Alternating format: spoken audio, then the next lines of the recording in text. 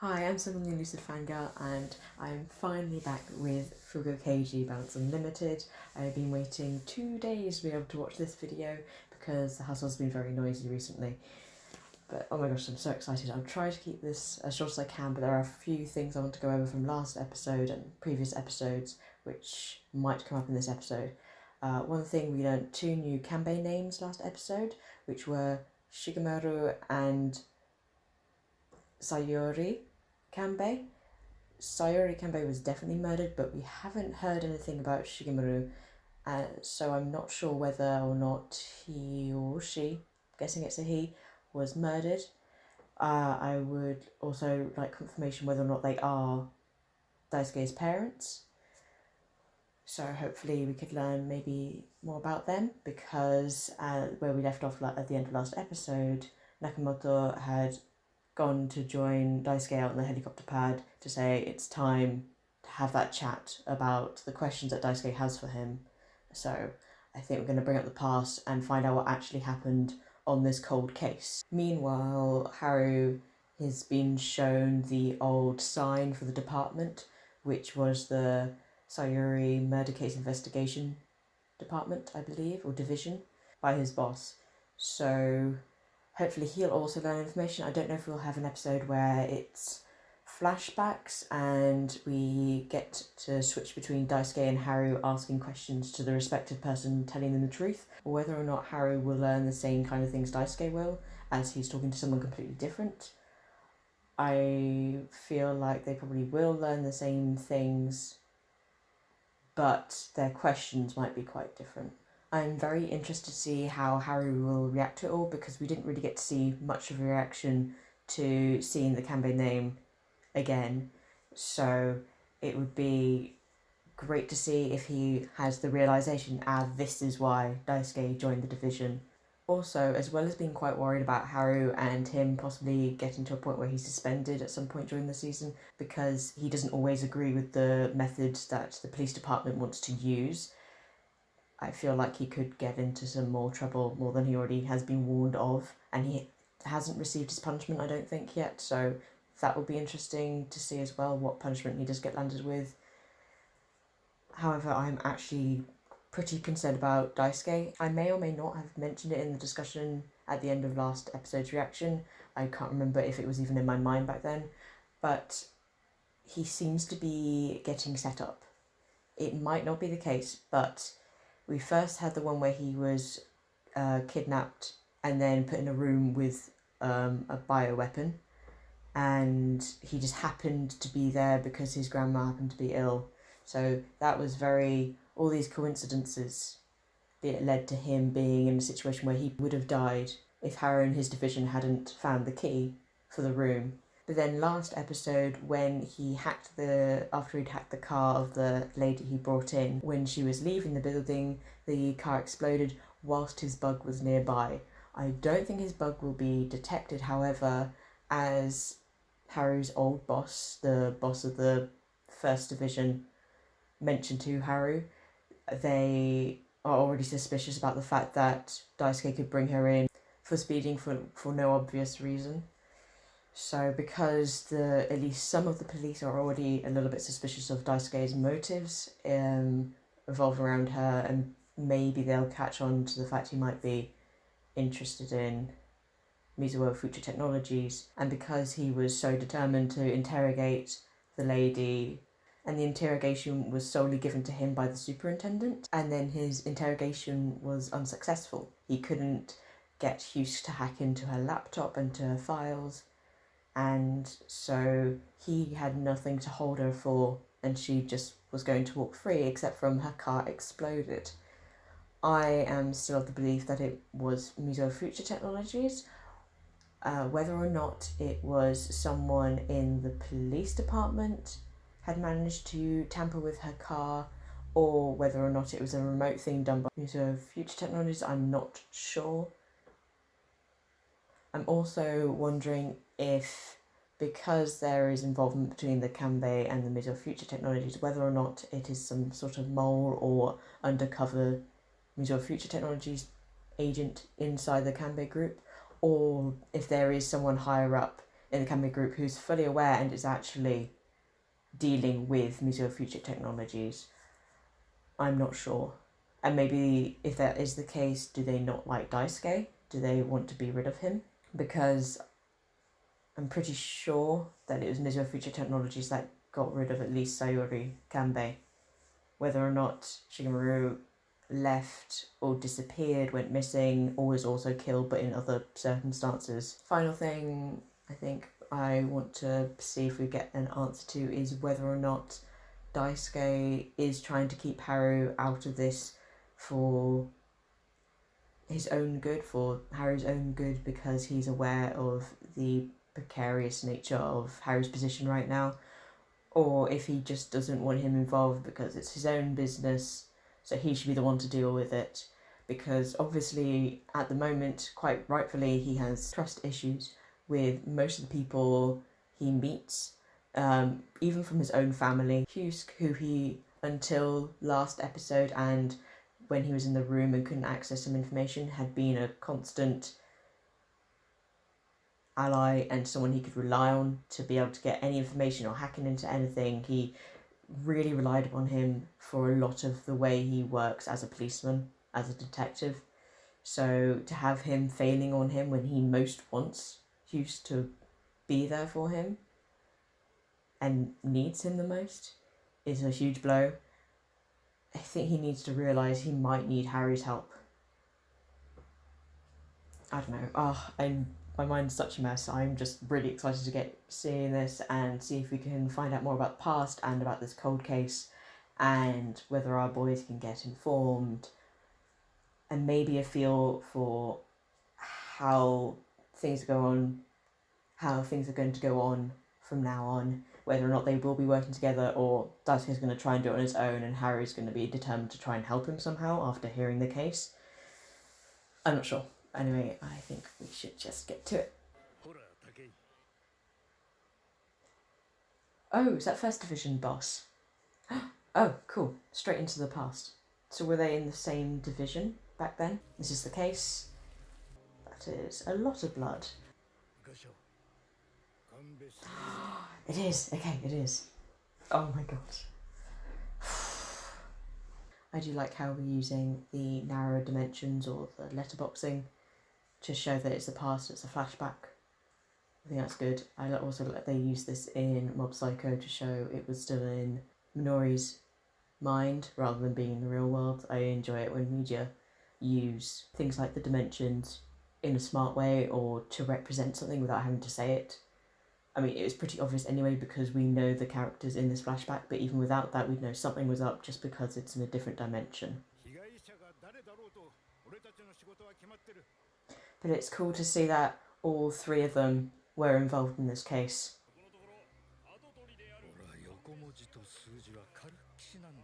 So Shigemaru was the heir. I'm guessing then it is Daisuke's father. And they were saying about scientific research on an element. Was the husband? Okay, so husband and wife.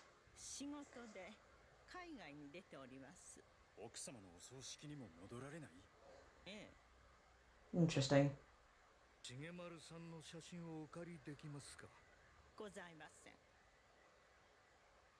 So he hasn't got good relations with the family? Or just with her?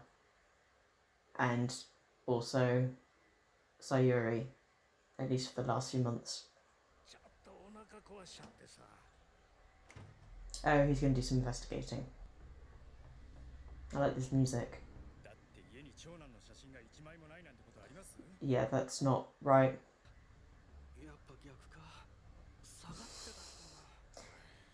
I can't blame him. I'm so bad with remembering faces and putting names to faces that I'd fail completely at trying to get someone to reconstruct a face.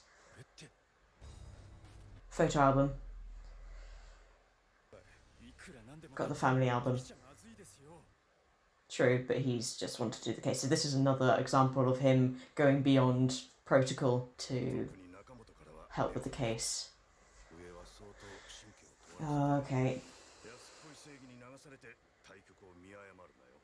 I do find it interesting how similar both Haru and Nakamoto are in similar and yet completely different. They are determined to get justice through completely different means. Haru is determined to get it no matter, through the right way, no matter what the higher ups say. He will do things his way, in what he perceives as the most just way of doing things. He won't use underhanded tactics. He will do it through protocols and following what he believes is right. Whereas Nakamoto is not afraid to hire investigators and do blackmailing, to steal a photo album from a family, to be able to get evidence that he needs to solve a case. So I find that quite interesting, especially because obviously Harry recognised that Nakamoto also has a determination to find justice no matter what. However, and that's why he admired him. He mentioned back when they first introduced him, actually he was introduced during an interrogation, apart from being in the sofa in the background during the first episode. When we actually first see him doing work, it's during an interrogation, and how he emotionally manipulated someone into confessing,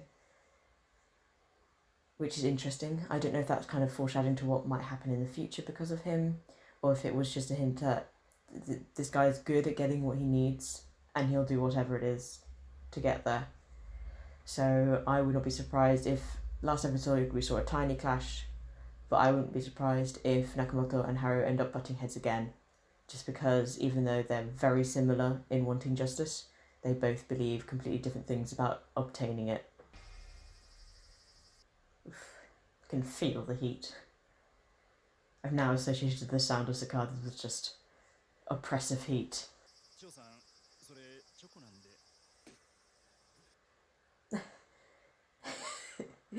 Is he just so ingrained to spitting out watermelon seeds that he just doesn't even think about the fact that they're chocolates, or does he did not know? Jacket? Yeah. You should wake him and get him home.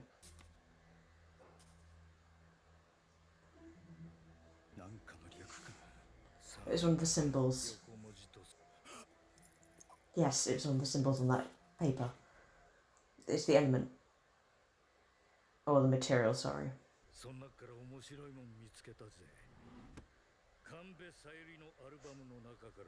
He's letting him in on it, so let's see what stance he'll take. No, he's just telling you, you have to do it right.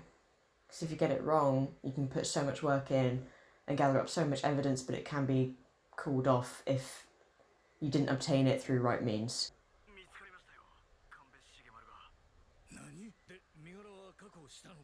No. Oh. Oh, is he dead? Yeah. So he did die in other circumstances. But is that faked or not? I didn't mean fake as in, what, did he die? I'm pretty sure he's dead. He might not be, but pretty sure he's dead. But was the suicide part of it faked? Was it actually a murder and they framed it as a suicide? Who's that over there? Is it the co-workers? That's the real question. Oh, is it something to do with Nakamoto's... Yeah, they both got in trouble. But whether or not something happened to his own family, did he get divorced or separated from his own partner and left behind a child or a son? So Haru has learned it all. He's going to try and do it on his own.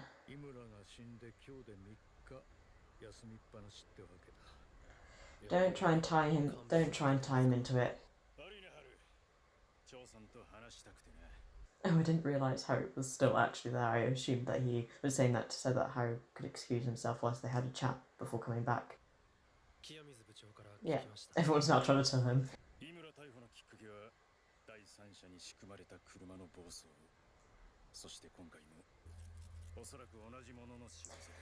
Likely, but I think it's a setup. No, you see, he's trying to investigate what happened. Yes, so no one can see who tampered with it. Is it Haru?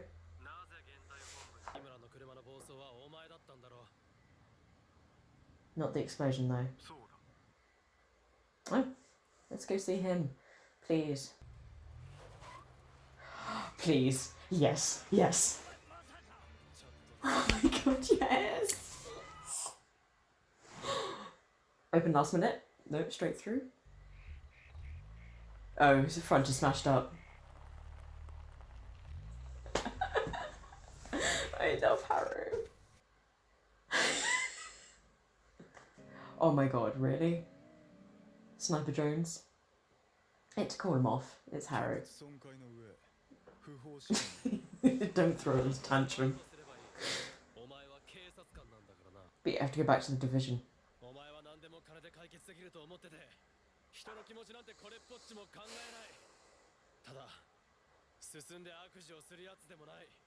Harry respects that.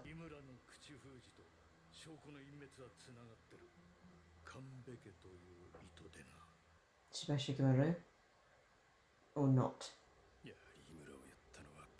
No. No. He's looking too obsessed. That's not a good face. No, no, no, no, no.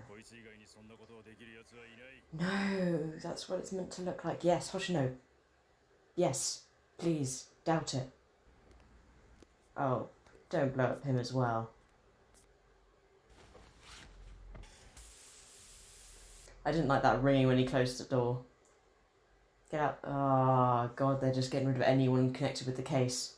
Is it just a knockout gas or is it a poison? I'm guessing it's a poison. But maybe it is a knockout. Oh. Please don't tell me it's Kanbei this time. Or is it Nakamoto? Hallucinogen? Oh. Yes, Haru and... I like how we can just keep seeing Haru and Nakamoto slowly approaching him.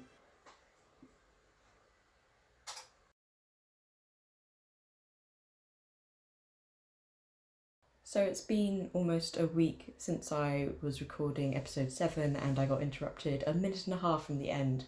So because I never got to do my discussion on my thoughts of the episode and I haven't rewatched it since, I'm going to rewatch it now. You may not see any footage from the episode if I have nothing new to say. It is just to re-jog my memory about what I wanted to say at the end of the episode. But I might include some commentary if I come up with anything else I don't think I spotted the first time round. Otherwise, I am just going to get into it and watch it, and I will see you possibly just at the discussion. It's interesting how even in that beginning part Nakamoto showed that he already had a view of making the most you can of things. So obviously Take was quite strongly defending the fact that he chose his wife because he loved her, not for an advantage in work, but he was saying, oh, there's no harm in wanting your working environment to be easier. So he's always kind of looking about how to use things to his best advantage, not in a malicious way, but he's always got in the back of his head a way of using things when he can, which is why things like blackmailing and other things come relatively easily to him, it seems. I think I was speculating before on if something had happened to his family, because I don't think we've heard anything about Nakamoto's family, if he has one, or if he had one, I'm not sure. Because I started my reaction to this series partway through the series, I never got to talk about the opening, which I love. But this scene, there's several scenes, but this scene I noticed from the start meant that something was going to go on between Nakamoto and Daisuke, kind of because, or at least something was going on with both of them, because Nakamoto is the only one who's staying still. I don't know if that means he's not moving on. He is like staying stuck whilst everyone else moved on, but though I was going to say most of those people weren't involved in the case anyway, but we have got the chief, who was involved obviously, but Nakamoto is staying still and staying back, so he's kind of stuck in the past. And it's obvious that this case has been on his mind because last episode 6, he was immediately coming up with ideas, and also the episode before that he had recognised that it was probably about Mizuho Future Technologies, so he's always in the back of his mind got that case going on. Meanwhile, Daisuke is walking towards him or towards the back whilst everyone else is going forward, and his shadow is red, which is a little bit concerning, but he's faded slightly from the group. He's a little bit fainter and he's moving toward the back as if he is trying to go and investigate back in time. He's trying to get back into that time to see what happened. Possibly. That might be it. Also, it might just be me looking into it too much. He might just be going against the grain of what's normal for a police detective as well. I wonder what Shigemeru's personality, or what he must have done to get such a weird reaction out of Daisuke's grandmother. I'm a little worried about Nakamoto and Haru and Daisuke in the future, about what might happen to them. Not even from mid or future technologies, but just from the police force, the higher-ups. I had been wondering, when it was the scene why we had the two people in the background, I mean, apart from just, it makes it slightly more realistic that they're not the only ones out there. I liked how they were replaced by Haru and... who is it? Haru and... so the entire division of the Modern Crimes Investigation Division, or whatever it was, started off just with the two of them. I'm a little worried that something might happen to Nakamoto, and the only thing that would be left would be those dice, and they might be passed down to Haru or something. I don't know, I'm getting that really weird feeling about it, because we're always seeing him playing with them, apart from it possibly symbolising, you know, playing with fate and chance and stuff. I have a feeling that something might happen to him, and those dice might be what's left, or he might leave and just leave those dice behind. They've used them too many times for it not to be something. I do like how you can tell when Daisuke is talking to Haru, because there's a certain tone he uses, which he doesn't use with other people. Oh, I love this. This made me laugh so much. I really appreciated that in this scene, Hoshino is doubtful of this, because Take is too involved personally. Also doesn't know Daisuke at all, whereas Hoshino's actually seen Daisuke in action. Yeah, that ringing sound, when I think it must have been a sensor of him when he got in the car. Like, if it is, really good touch, because it really shocked me the first time I heard it, just that really high pitch ring. And why would they use a gas poison rather than another explosion if they would wanted to kill him? So I'm wondering whether this is just conscious thoughts, or if this is someone trying to get information out of him, and whether the reason why he's so desperate to help Nakamoto now is rather out of guilt rather than just being grateful for back then. What light's being shone in his eyes? Oh wow, to all of them. Cool. Oh my god.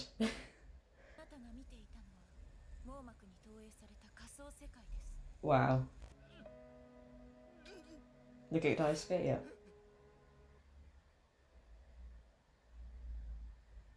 There's like shadow under Daisuke's eyes. I don't think it's always been there. It's been there a few times, but probably recently, because he's not been sleeping, he's just been thinking about this.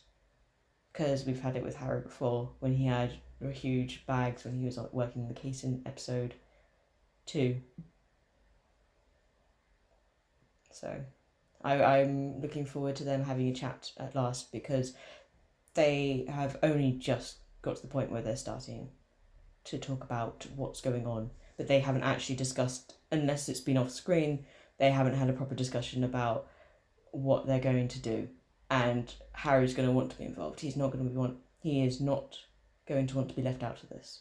But this was such an interesting episode. We got a huge amount of backstory and a lot of explanations behind certain characters and why they are where they are now. I really love how similar and yet dissimilar Haru and Nakamoto are, because Nakamoto and Haru both strive for justice, but Nakamoto will use any means to get to it, whereas Haru is very strict about how he goes about it. He will only do what is within limits of the law. He will do things like busting through someone's front gate because it's not harming anyone. As soon as it's something that could potentially harm someone, even psychologically, he's very reluctant to do it. So he will do... I have a feeling he'll do things outside the law, but not if it poses any risk to anyone other than himself. We had confirmation about the fact that Shigemoto is Daisuke's father, and that Sayuri is his mother, and it happened 19 years ago. We also learned that Shigemoto was looking into adolium, which is meant to be a dangerous material. So I'm guessing that's the root of why at least he was either attacked or he faked his own death. I think that, I don't believe that it's a suicide. I believe if he was killed, it was a murder. But I would not be surprised if he also faked his own death. I also am considering what I commented on about Nakamoto and how in the first scene he was talking about Take's wife and the fact that because she's the director's daughter, whoever's going to marry her is going to be in a good position to get promoted, etc. And wondering if that was a reflection of his own kind of mentality, which I originally thought, or if it was more of him reading what Take is actually like he did in the interrogation. He gets a good read on people, which is why he's so good at it, because he knows what to say to get reactions out of people, to get them to spill things. It was nice that Haru actually got to get all this information, didn't have to pry any further. In fact, people were lining up to tell him after they started. So he's got nearly all the information. I'm sure there's some bits which have been left out, which maybe they are not aware of either. Maybe Daisuke can get a hold of, or has already got a hold of. But I doubt, because of Hyusuke possibly not helping him. Love how determined he was to get to Daisuke. I'm pretty sure that Haru, because Take had already spoken to him, was very aware of the kind of danger that Daisuke was in, because it would be very easy to associate him with Imura's death. So he wanted to get to him and just get it out in the open. He doesn't like secrets or falsehoods. He just wants to be open, and everyone to be open with each other, to know what page they're on, know they're on the same page, etc. So I love that really displayed his straightforwardness again this episode, with him just ramming straight through his gates, just breaking through those barriers to get to Daisuke, and all those other metaphors you can have. But just a really nice bit of comedy to break up this quite a serious and informative episode. I really like the fact that the nightmarish scenes were actually a VR, essentially, experience projected straight onto his irises. That was very cool. I think I started suspecting something along those lines. Well, firstly, the fact that they wasn't killed in a similar explosion, but also why he'd be targeted by the other people anyway, because if Mizuo had a hand in this, I believe they're trying to frame Daisuke. If it's someone else, then it's someone else, but if they do have a hand in it, I believe they're trying to frame Daisuke, and that's not just a coincidence, and therefore they would have no reason to take him out, because Take was the one who most believed it was Daisuke who was involved in Imura's death.